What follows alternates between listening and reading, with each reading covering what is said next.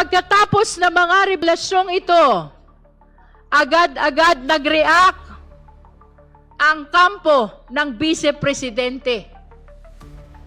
Muli, 3 punto ang malinaw sa reaksyon nila. Una, sabi ng mga abogado, handa raw sumagot ang Vice Presidente.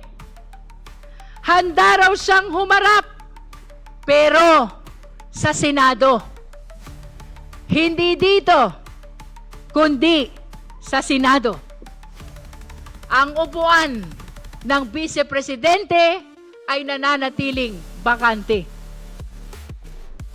Napaisip tuloy tayo, kung doon siya sasagot, hindi ba't kinikilala na rin niya na meron ng sapat na ebidensya dito at patungo na talaga sa Senado ang kasong ito?